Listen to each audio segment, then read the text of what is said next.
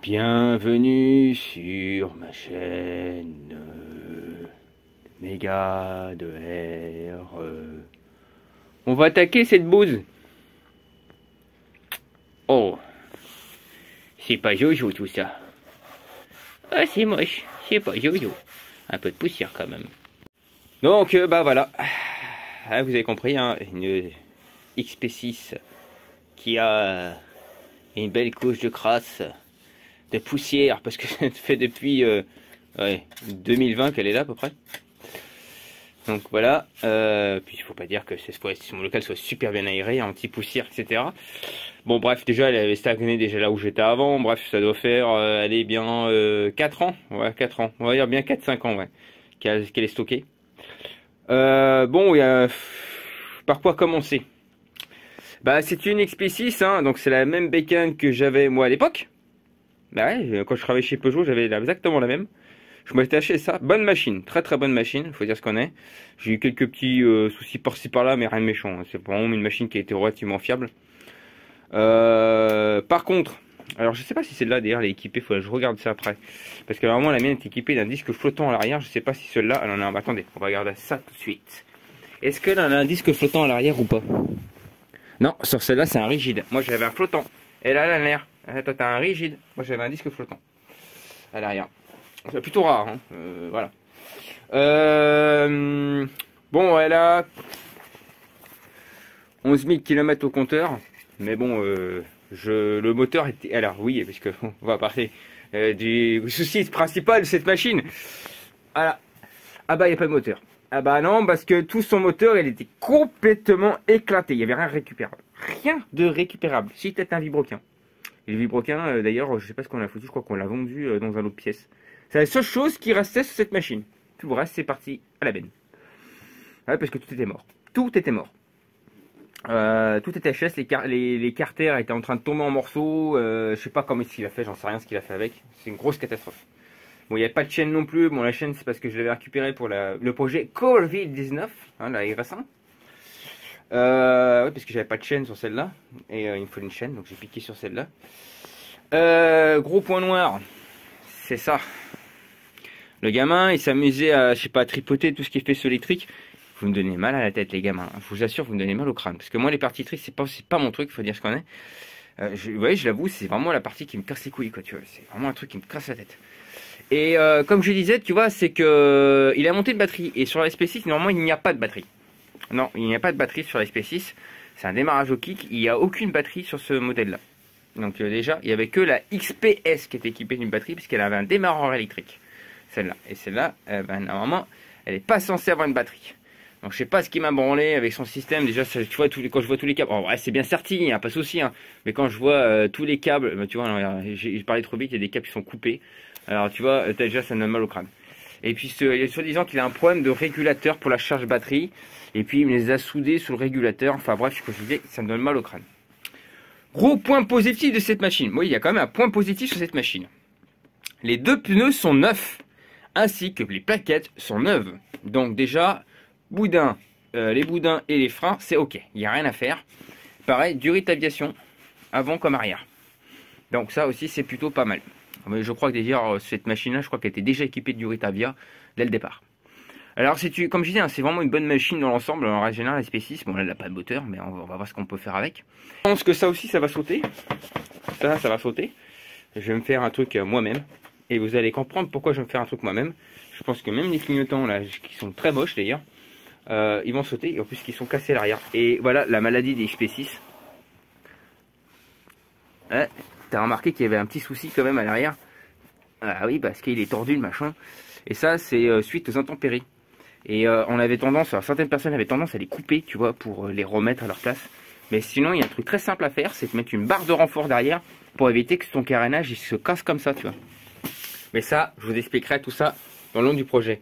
La selle, pareil, elle est bien dégueu, mais la selle, c'est pareil, il va y avoir quelque chose dessus. Bref, il y a du taf, il y a du taf dessus. J'aurais préféré vous la faire voir à l'extérieur, mais franchement, comme elle est dégueulasse, il vaut mieux la voir dans une partie un peu sombre. Tu vois, le côté sombre, obscur de la force, mes amis.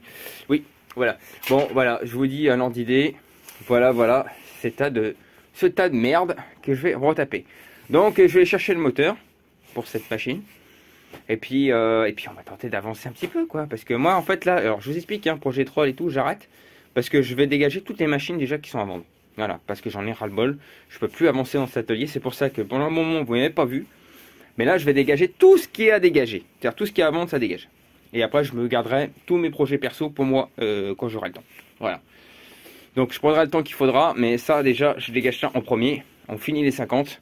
Après, j'aurai une autre machine qui est derrière. Après, il n'y aura qu'une seule machine que je garderai pour la fin et que je me pencherai le nez vraiment le plus tard possible.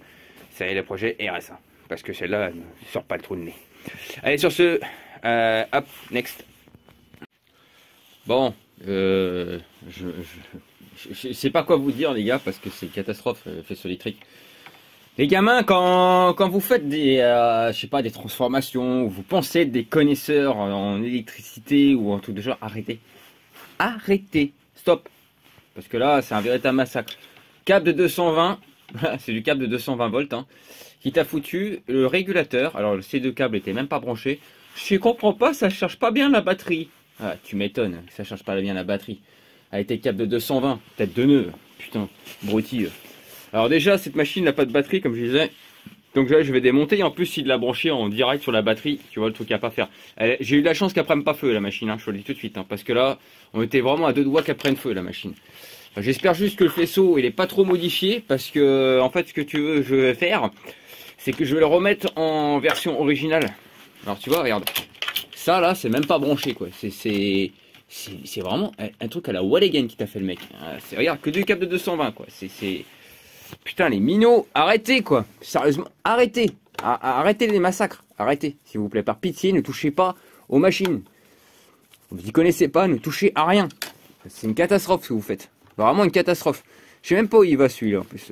Celui-là, il est branché sur la masse de la batterie, d'accord. Déjà, il va falloir que tu comprennes comment ça fonctionne un faisceau électrique. Tu vois, moi, je suis pas calé en faisceau électrique, mais voir ça, franchement, tu me fais un peu rigoler, gars. Ah, mais je m'y connais super bien en électricité. Le faisceau, il est tout neuf. Ah, ouais, le faisceau, il est tout neuf, ouais, ça se voit, ouais. Déjà, du câble de 220 sur une batterie. Enfin bref, j'ai dit ouais, ça cherche pas bien la batterie. Bah oui, bah, tu cherches pas bien la batterie. Bah écoute, mon ami, quand tu fais des conneries de ce genre-là, puis j'arrive pas à démonter ces putains de vis de merde. Bon, je crois que ce que je vais faire, c'est que je vais carrément enlever cette putain de batterie, parce que de toute manière, je vais l'enlever parce qu'elle me sert strictement à rien. Et j'espère juste que le faisceau électrique n'a pas été trop retouché. Alors après, c'est bien gainé, hein, on le voit hein, quand même, il a bien refait le gainage. Une chose positive quand même. Non, et puis regardez, encore des câbles de 220 ici, quoi. C'est du n'importe quoi. Mais du n'importe quoi, ça me donne mal au crâne dès le départ. Hein. Comme je vous dis, hein, j'ai de la chance qu'elle prenne pas feu. Hein. Et là, on a un câble. Alors, on a un câble, je sais pas ce que c'est, ce truc-là. On a un autre câble qui est relié ici, là, tu vois. Alors, je sais pas s'il a voulu faire un truc qui misait à la masse, avec encore du câble de 220 volts. Putain, franchement, c'est du n'importe quoi. N'importe nawak. Bon, bah écoutez, je vais démonter tout le faisceau électrique. Hein, et puis, on va tout refaire ça à zéro. On va commencer avec ça. Et puis après, on verra... Pour le moteur, j'expliquerai juste où est-ce que je vais récupérer le moteur. Allez, zou. Putain, on est dimanche les gars, et c'est complètement bouché quoi. Putain, mais sérieux, même le dimanche est bouché ici. Putain, vive la région parisienne, je vous le dis moi. Putain de merde. Complètement bouché sa race. Putain, ça me casse les bonbons. Voilà, retour à l'atelier. Alors, c'était... je suis passé chez Yannick à me récupérer ça. Parce que j'ai besoin de ça pour le projet XP6. Alors c'était une XR6 je pense. Parce que au départ je pensais que c'était une RSA mais c'est une XR6. XR6 de piste ou de course, je sais pas trop ce qu'il a voulu faire. Avec un bras aussi hyper long comme un dragster. Et moi en fait ce qui m'intéresse c'est ça. Alors il est complètement bloqué. Donc il va falloir que je le débloque. Voilà, et je pensais pas qu'il y avait le réservoir mais il y avait le réservoir avec. Donc le gros avantage c'est qu'il y aura des pièces aussi pour la Covid-19 RS1. Voilà, comme ça j'aurai les pièces aussi pour cette machine-là. Parce que cette machine-là n'a pas de numéro de châssis. Elle a 0 numéro de châssis. Donc eh ben, on va toute la démonter entièrement. Voilà. Bon, j'ai enlevé le bloc du châssis. Mais pour le démonter, je suis obligé de démonter ça. Oh bah écoute, tout qu'on fait, c'était hyper rapide. Hein. Tout s'est débloqué d'un coup. Bah non, il a même pas... bah, il est bien... Ouais, il est rouillé un peu, mais bon, pas violent. Hein. Par contre, le bas moteur, il est bien rouillé quand même. Oh, c'est pas Jojo là-dedans. Oh, il y a de la flotte là-dedans. Oh merde, il faut changer tous les roulements. Oh, je voulais pas faire ça. Bon, bah, c'est le vibroquin qui est bloqué. Aïe, aïe, aïe, aïe, aïe, aïe. Oh, c'est tout rouillé. C'était pas beau. Oh, j'aurais préféré que ce soit le cylindre qui reste bloqué. Non, je suis obligé de démonter tout ce bloc. Oh, fait chier. Bon, bah, c'est le... Bon, là, il faut que je démonte tout ce bordel. Pas le choix. Pas le choix, pas le choix, pas le choix. Ouais, il y a de la flotte à l'intérieur, on le voit, là. Il y a de la flotte à l'intérieur. Donc, panique, hein, tout se récupère. Hein. Là, en plus, c'est vraiment superficiel. Hein. Bah même le simple piston en fait il a là il est juste un petit peu celui-là qui est un peu collé, mais franchement un petit coup de dégrippant il va repartir. Hein. Il est loin d'être dégueu hein, le simple piston. Hein. Très très loin d'être dégueulasse. Bon c'est déjà ça, c'est une bonne surprise, c'est que le cylindre déjà il a rien. Même on peut le voir, hein, bon, il y a des quelques petites traces, hein, c'est normal d'usure. Hein. Mais franchement il est plutôt en bon état. Ah non j'ai rien dit, autant pour moi il a serré ici. Donc le côté ça va être pareil. Bah oui, bah ouais, j'ai pas vu. Ah bah ouais. C'est ça de faire tout en direct. Hein. Il a serré. Alors il a serré. Ah bah il a serré. Bon bah ça se trouve il y a un bout de segment à l'intérieur. Peut-être pour ça que ça bloque. Il faut que je démonte tout. La pipe elle est toute neuve, regardez. Elle est toute neuve la pipe d'émission. Elle est toute neuve. Oh il a réussi à se débloquer tout seul en fait. Hein. Bon il faut quand même l'ouvrir, on n'a pas le choix. Hein. Mais ah elle est magnifique la pipe d'émission. L'embrayage il est un peu collé aussi. Rien de violent. Hein. Mais bloque un petit peu. Je sais pas s'il y a de l'huile là-dedans. Mais s'il n'y a pas d'huile, ça sent pas très bon. Ça. Bon. Oui, il y a l'air d'avoir de l'huile. Bon, il va falloir que je commande. Enfin, au moins que je contrôle déjà. Bon, les roulements, ils ont pas l'air d'être trop fatigués. C'est ce que je craignais surtout. Parce qu'on n'entend pas un sale bruit de roulement. Parce que regardez, là ça tombe super bien. Hein. On n'entend pas un sale bruit de roulement de merde. Donc les roulements ça se trouve ils étaient pas naze. Par contre les joints speed doivent être morts. Hein. Ça c'est clair et net. Parce que si j'ai de la flotte là-dedans, ça se trouve c'est peut-être la pompe à eau qui a lâché. Ou alors c'est passé par le puits de bougie. Ouais parce que c'est vrai qu'il n'y avait pas de... Ouais, ça peut être passé par le puits de bougie. Ça c'est pas faux. Bon on va regarder tout ça de toute manière. Bon si un piston il est mort déjà. On va démonter tout ça, on va contrôler les joints speed, les roulements, on va tout contrôler. De manière, on va tout ouvrir, je crois, parce qu'il n'y va pas avoir d'autre choix que de refaire tout ça à zéro. Bon, allez, je continue à démonter déjà la bécane. Parce que j'ai besoin de place. Oui, parce que tu vois, j'ai juste ça pour travailler sur l'XP6, tu vois, là. Juste cette place-là. Voilà. Donc c'est un peu compliqué, t'as celle-là qui est au milieu, bref. C'est comment assez compliqué de travailler là-dedans comme ça. C'est pour ça que je te dis, j'étais obligé de faire un gros ménage. Il faut que je m'occupe aussi de tous ces vélos là. Mais ça je m'en occupe le week-end et puis la semaine je m'occupe des motos. Oh, allez c'est parti mon kiki. On va continuer à démonter tout ce bordel. Donc verdict, j'ai démonté l'embrayage. L'embrayage est fatigué quand même. Donc il va falloir changer l'embrayage. Joint spi mort. Les roulements par contre eux sont bons. Franchement ils sont nickel. Donc je n'ai pas à l'ouvrir. C'est le gros avantage, je n'ai pas à l'ouvrir. Parce qu'en fait ce qui bloquait c'était juste un morceau de segment. Et franchement, j'ai nettoyé et il est bien reparti. Hein. Et les roulements, ils ont que dalle. De manière, bon, je vais démonter le joint spi, je verrai bien comment est le roulement derrière. S'il est complètement rouillé, bah, je suis quitte à tout redémonter. En tout cas, le joint spi, là, il est bien explosé. Hein. Bon, il n'était pas comme ça, tout à fait comme ça, mais là, j'ai juste gratté et voilà, et le ressort est ressorti. Voilà. Il n'était pas ressorti comme ça, mais il était éclaté. Hein. Donc, les joints spi, il faut que je les change. Bon, bah, joint spi à faire. Bah, je vais faire les deux côtés, bien entendu. Hein. Je fais celui-là et l'autre côté. Et puis embrayage à changer. Bon, bah, l'embrayage en fait si tu veux, il a encore, il vraiment, bon, il va se tirer ce machin. Bon, allez, on change, je sais pas pour le prix que ça coûte, hein. On va trouver un embrayage à pas cher, voilà, avec le joint et tout, comme ça on repart sur un truc tout neuf. Et puis les joints spi neufs. Voilà. Je pense que c'est pas mal. On partira au moins là-dessus. Et après on mettra donc le petit kit eBay qui est là, sur ce moteur là. Et puis voilà.